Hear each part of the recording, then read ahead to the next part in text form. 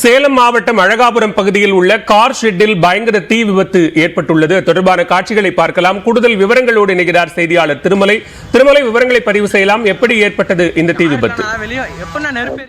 சேலம் மாநகர் அழகாபுரம் பகுதியில் ராஜா என்பவர் கார்களுக்கு சீட் கவர் தைக்கும் கடை நடத்தி வருகிறார்.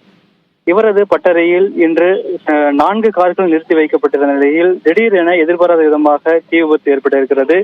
இந்த தீ விபத்தில் நிறுத்தி வைக்கப்பட்டிருந்த 4 கார்களில் 2 கார்கள் உடனடியாக வெளியே எடுத்து வந்திருக்கின்றனர். இந்த நிலையில் அந்த தீயானது மளமளவென எரிந்து அதாவது பட்டறையில் இருந்த 2 கார்கள் தீப்பிடித்து இருந்ததன் காரணமாக அந்த 2 கார்களும் முழுவதும் சேதமானது. இதனையடுத்து தகவல் அறிந்து வந்த செவப்பேட்டை காவல் தீயணைப்பு துறையினர் தண்ணீரை பீச்சி அடித்து சுமார் அரை மணி நேரத்திற்கு மேலாக போராடி தீயை கட்டுக்குள் கொண்டு வந்தனர்.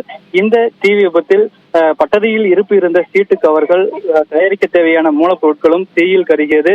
மேலும் கார் பட்டறை அருகே இருந்த மரக்கடியிலும் தீப்பற்றியதால் மரக்கடியில் இருந்த மரப்பொருட்களும் எரிந்து சேதமடைந்தது. இந்த விபத்து குறித்து அழகாபுரம் காவல்துறை விசாரணை மேற்கொண்டு வருகின்றனர். பாலா, நன்றி திருமலை, விரிவான விவரங்களை பதிவு செய்தமைக்கு.